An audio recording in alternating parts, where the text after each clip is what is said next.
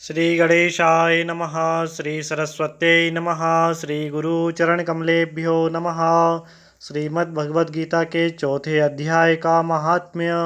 श्री भगवान कहते हैं, प्रिय, अब मैं चौथे अध्याय का महात्म्य बतलाता हूँ। सुनो। भागीरथी तट पर वाराणसी नाम की एक पुरी है। वहाँ विश्वनाथ जी के मंदिर में भरत नाम के एक योगनिष्ठ महात्मा रहते थे, जो प्रतिदिन आत्मचिंतन में तत्पर हो आदर पूर्वक गीता के चतुर्थ अध्याय का पाठ करते थे। उनके अभ्यास से उनका अंतःकरण निर्मल हो गया। वे शीत उष्ण आदि द्वंद्वों से भी कभी व्यथित नहीं होते। एक समय की बात है, वे तपोधन नगर की सीमा में स्थित देवताओं का दर्शन करने की इच्छा से भ्रमण करते हुए नगर से बाहर निकल गए। वहाँ बेर के दो वृक्ष थे, उन्हीं की जड़ों में विश्राम करने लगे। एक वृक्ष की जड़ में उन्होंने अपना मस्तक रखा, दूसरे वृक्ष के मूल में उनका एक पैर टिका हुआ था। थोड़ी देर बाद जब वे तपस्वी चले गए, तब बेर के दोनों ही वृक्ष 5-6 दिनों के भीतर सूख गए। उनमें पत्ते और डालियां भी नहीं रहीं। तत्पश्चात वे दोनों वृक्ष कहीं ब्राह्मणों के पवित्र गृह में दो कन्याओं के रूप में उत्पन्न हुए। वे दोनों कन्याएं जब बढ़कर 7 वर्ष की हो गईं, तब एक दिन उन्होंने दूर देशों से घूमकर आते हुए भरत मुनि को देखा। उन्हें देखते ही वे दोनों उनके चरणों में पड़ गईं और मीठी वाणी में बोली, मुनि, आपकी ही कृपा से हम दोनों का उद्धार हुआ है। हमने बेर की योनि त्याग कर मानव शरीर प्राप्त किया है। उनके इस प्रकार कहने पर मुनि को विस्मय हुआ। उन्होंने पूछा, पुत्रियों, मैंने कब और किस साधन से तुम्हें मुक्त किया? साथ ही यह भी बताओ, तुम्हारे बेर के वृक्ष में होने का क्या कारण था, क्योंकि इस विषय में मुझे कुछ भी ज्ञान नहीं।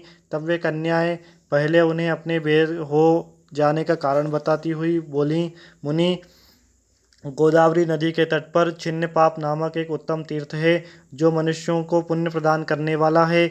वह पावनता की चरम सीमा पर पहुंचा हुआ है। उस तीर्थ में सत्यपा नामक एक तपस्वी बड़ी घोर तपस्या कर रहे थे। वे ग्रीष्म ऋतु में प्रज्वलित अग्नियों के बीच में बैठते थे। वर्षा काल में जल की धाराओं से उनके मस्तक के बाल सदा भीगे ही रहते थे, तथा जाड़े के समय जल में निवास करने के कारण उनके शरीर में हमेशा रोंगटे खड़े रहते थे। वे बाहर भीतर से सदा शुद्ध रहते, समय पर तपस्या करते तथा मन इंद्रियों को संयम रखते हुए परम शांति प्राप्त करके आत्मा में ही रमण करते थे।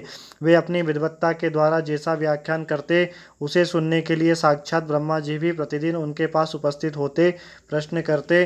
ब्रह्मा जी के साथ उनका संकोच नहीं रह गया, अतः उनके आने पर भी वे सदा तपस्या में मग्न रहते। परमात्मा के ध्यान में निरंतर संलग्न होने के कारण उनकी तपस्या सदा बढ़ती रहती। सत्यता को जीवन मुक्त के समान मानकर इंद्र को अपने समृद्धशाली पद के संबंध में कुछ भय हुआ।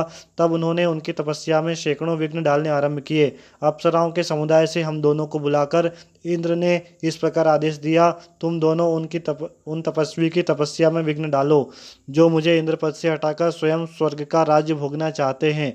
इंद्र का यह आदेश पाकर हम दोनों उनके सामने से चलकर गोदावरी के तीर पर, जहाँ वे मुनि तपस्या करते थे, आई। वहाँ मंद एवं गंभीर स्वर से बजते हुए मृदंग और मधुर वेणुनाद के साथ हम दोनों ने अन्य अप्सराओं सहित मधुर स्वर में गान आरंभ किया। इतना ही नहीं, हम उन योगी महात्मा को वश में करने के लिए स्वर, ताल और लय के साथ नृत्य भी करने लगी। बीच बीच में जरा जरा सा अंचल खिसकने पर उन्हें हमारी छाती भी दिख जाती। हम दोनों की उन्मत्त गति काम भाव का उद्दीपक करने वाली थी, किंतु उसने उन निर्विकार चित्त वाले महात्मा के मन में क्रोध का संचार कर दिया। तब उन्होंने हाथ से जल छोड़कर हमें क्रोधपूर्वक शाप दिया, अरे तुम दोनों गंगा जी के तट पर बेर के वृक्ष हो जाओ। यह सुनकर हम लोगों ने बड़ी विनय के साथ, महात्मन, हम दोनों पराधीन थी, अतः हमारे द्वारा जो दुष्कर्म बन गया आप उसे क्षमा करें। यूँ कहकर हमने मुनि को प्रसन्न किया।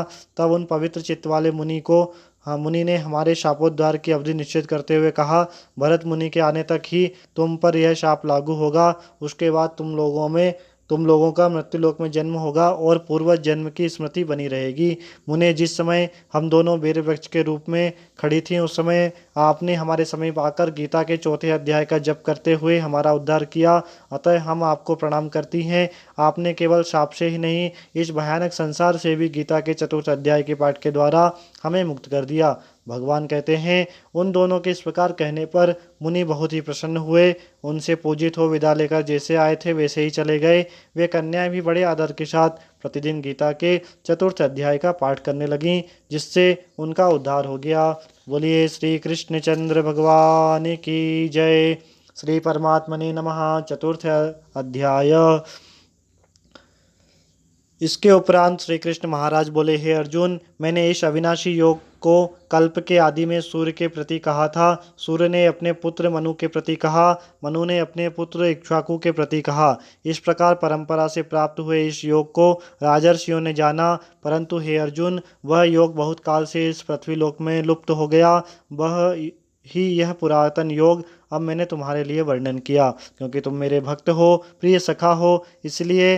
तथा यह योग बहुत उत्तम और रहस्य अर्थात अति मर्म का विषय है। इस प्रकार भगवान श्री कृष्णचंद्र महाराज के वचन सुनकर अर्जुन ने पूछा, हे भगवान, आपका जन्म तो आधुनिक अर्थात अब हुआ है और सूर्य का जन्म बहुत पुराना है, इसलिए इस योग को कल्प के आदि में आपने कहा था, यह मैं कैसे जानूं? इस पर श्री कृष्ण महाराज बोले, अर्जुन, मेरे और तेरे बहुत से जन्म हो चुके हैं, परंतु हे परंतप, तुम उन सभी को नहीं जानते, मैं जानता हूँ। मेरा जन्म प्राकृत मनुष्यों के सदृश नहीं है। मैं अविनाशी स्वरूप अजन्मा होने पर भी तथा सब भूत प्राणियों के ईश्वर का होने पर भी अपनी प्रकृति को अधीन करके योग माया से प्रकट होता हूँ। हे भारत, जब जब धर्म की हानि और अधर्म की वृद्धि होती है, तब तब ही मैं अपने को रूप रचता हूँ और प्रकट करता हूँ, क्योंकि साधु पुरुषों का उद्धार करने के लिए, दूषित कर्म करने वालों का नाश करने के लिए तथा धर्म स्थापन करने के लिए युग युग में प्रकट होता हूँ। इसलिए हे अर्जुन, मेरा वह जन्म और कर्म दिव्य अर्थात अलौकिक है। इस प्रकार जो पुरुष तत्व से जानता है, वह शरीर को त्याग कर फिर जन्म को प्राप्त नहीं होता, किंतु मुझे ही प्राप्त होता है। हे अर्जुन, पहले भी राग, भय और क्रोध से रहित अनन्य भाव से मेरी स्थिति वाले मेरे शरण हुए बहुत से पुरुष ज्ञान रूप तप से पवित्र हुए मेरे स्वरूप को प्राप्त हो चुके हैं।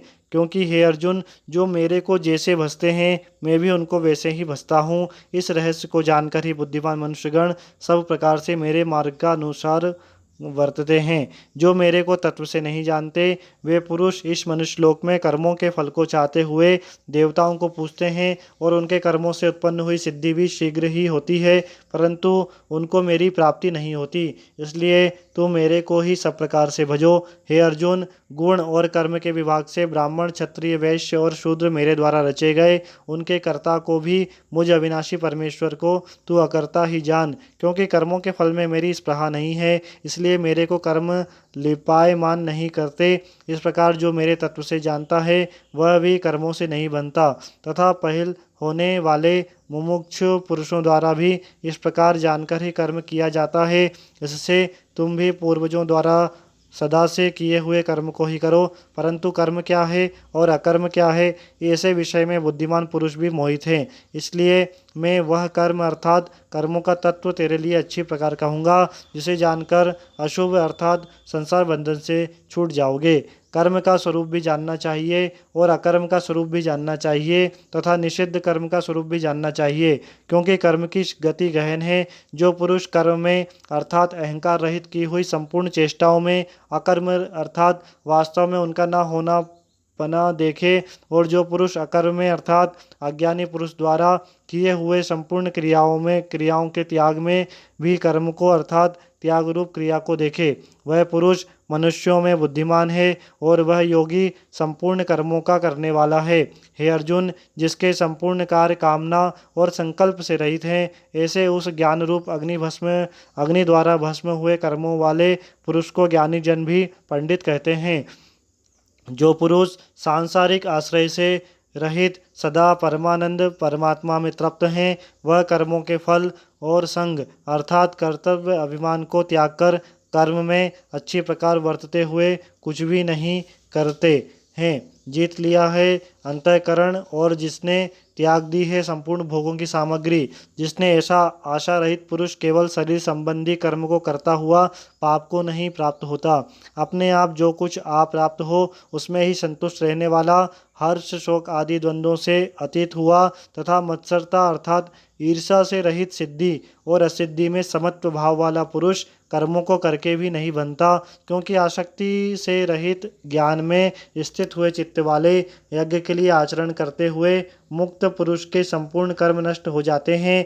उन यज्ञ के लिए आचरण करने वाले पुरुषों में से कोई तो इस भाव से यज्ञ करते हैं कि अर्पण अर्थात श्रुवादिक भी ब्रह्म और हवि अर्थात हवन करने योग्य द्रव्य भी ब्रह्म है।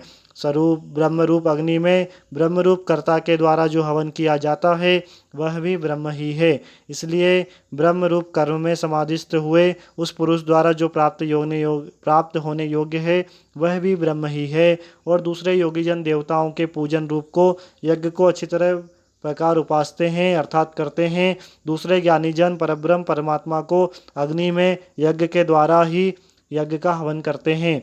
अन्य योगीजन क्षोत्रिय आदि जन सब इंद्रियों को संयम अर्थात स्वाधीनता रूप अग्नि में हवन करते हैं अर्थात इंद्रियों को विषयों से रोककर अपने वश में कर लेते हैं। और दूसरे योगी लोग शब्दादिक विषयों को इंद्रिय रूप अग्नि में हवन करते अर्थात राग द्वेष रहित इंद्रियों द्वारा विषयों को ग्रहण करते हुए भी भस्म रूप करते हैं। दूसरे योगीजन संपूर्ण इंद्रियों की चेष्टाओं को तथा प्राणों को व्यापार के ज्ञान से प्रकाशित हुई परमात्मा में स्थित रूप योगाग्नि में हवन करते हैं। दूसरे कई पुरुष ईश्वर अर्पण बुद्धि से लोक सेवा में द्रव्य लगाने वाले हैं। वैसे ही कई पुरुष स्वधर्म पालन रूपी तप यज्ञ को करने वाले और कई अष्टांग योग रूप यज्ञ को करने वाले हैं तथा दूसरे अहिंसादि तीक्ष्ण व्रतों से युक्त यत्नशील पुरुष भगवान के नाम का जप तथा भगवत प्राप्ति विषयक शास्त्रों का अध्ययन रूप ज्ञान यज्ञ के करने वाले। दूसरे योगीजन अपान वायु में प्राण वायु को हवन करते वैसे ही अन्य योगीजन प्राण वायु में अपान वायु को हवन करते हैं तथा अन्य योगीजन प्राण और अपान की गति को रोककर प्राणायाम के पारायण होते हैं। दूसरे नियमित आहार करने वाले योगीजन प्राणों में ही हवन करते हैं। इस प्रकार यज्ञों द्वारा नाश हो गया है पाप जिनका ऐसे यह सब ही पुरुष यज्ञों को जानने वाले हैं। कुरुश्रेष्ठ अर्जुन, यज्ञों के परिणाम रूप ज्ञानामृत को भोगने वाले योगीजन सनातन परब्रह्म परमात्मा को प्राप्त होते हैं और यज्ञ रहित पुरुष को यह मृत्युलोक मनुष्यलोक भी सुखदायक नहीं है, फिर परलोक कैसे सुखदायक होगा।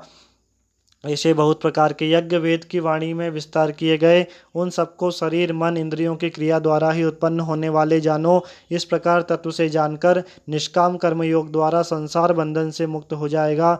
हे अर्जुन, सांसारिक वस्तुओं से सिद्ध होने वाले यज्ञ से ज्ञान रूप यज्ञ सब प्रकार श्रेष्ठ है, क्योंकि हे पार्थ संपूर्ण यावन मात्र कर्म ज्ञान में शेष होते हैं अर्थात ज्ञान उनकी पराकाष्ठा है। इसलिए तत्व को जानने वाले ज्ञानी पुरुषों से भली प्रकार दंडवत प्रणाम तथा सेवा और निष्कपट भाव से किए हुए प्रश्न द्वारा उस ज्ञान को जानो। वे मर्म को जानने वाले ज्ञानी जन तुझे उस ज्ञान का उपदेश करेंगे कि जिसको जानकर तुम इस प्रकार मोह को प्राप्त नहीं होगे। हे अर्जुन, जिस ज्ञान के द्वारा सर्वव्यापी अनंत चेतन रूप हुआ अपने अंतर्गत समष्टि बुद्धि के आधार संपूर्ण भूतों को देखेगा, उसके उपरांत मेरे में अर्थात सच्चिदानंद स्वरूप में एकीभाव हुआ सच्चिदानंदमय ही देखेगा। यदि सब पापियों से भी अधिक पाप करने वाला है तो भी ज्ञान रूप नौका द्वारा निसंदेह संपूर्ण पापों को अच्छी प्रकार से तर जाएगा। हे अर्जुन, जैसे प्रज्वलित अग्नि ईंधन को भस्ममय कर देती है, वैसे ही ज्ञान रूप अग्नि संपूर्ण कर्मों को भस्ममय कर देती है। इसलिए इस संसार में ज्ञान के समान पवित्र करने वाला निसंदेह कुछ भी नहीं। उस ज्ञान को कितने ही काल से अपने आप समत्व बुद्धि योग के द्वारा अच्छी प्रकार शुद्धांत अंतःकरण हुआ पुरुष आत्मा में अनुभव करता है। हे अर्जुन, जितेंद्रिय तत्पर हुआ श्रद्धावान पुरुष ज्ञान को प्राप्त होता है। ज्ञान को प्राप्त होकर तत्क्षण भगवत प्राप्ति रूप परम शांति को प्राप्त हो जाता है। हे अर्जुन, भगवत विषय को न जानने वाला तथा श्रद्धा रहित और संशय युक्त पुरुष परमार्थ से भ्रष्ट हो जाता है। उसमें भी संशय युक्त पुरुष के लिए तो ना सुख है, ना यह लोक है, ना परलोक है, अर्थात यह लोक और परलोक दोनों ही उसके लिए भ्रष्ट हो जाते हैं। हे धनंजय, समत्व बुद्धि रूप योग द्वारा भगवत अर्पण कर दिए गए हैं संपूर्ण कर्म जिसने और ज्ञान द्वारा नष्ट हो गए हैं। सब संशय जिसके ऐसे परमात्म परायण पुरुष को कर्म नहीं बांधते। इससे हे भरतवंशी अर्जुन, तुम समत्व बुद्धि रूप योग में स्थित हो और अज्ञान से उत्पन्न हुए हृदय में स्थित इस अपने संशय रूपी ज्ञान रूप संशय को ज्ञान रूपी तलवार द्वारा छेदन करके युद्ध के लिए खड़े हो। श्रीमद् भगवत गीता रूपी उपनिषद एवं ब्रह्म विद्या योग शास्त्र विषयक श्री कृष्ण अर्जुन संवाद के ज्ञान कर्म संन्यास योग नामक चतुर्थ अध्याय। बोलिए श्री कृष्ण चंद्र भगवान की जय।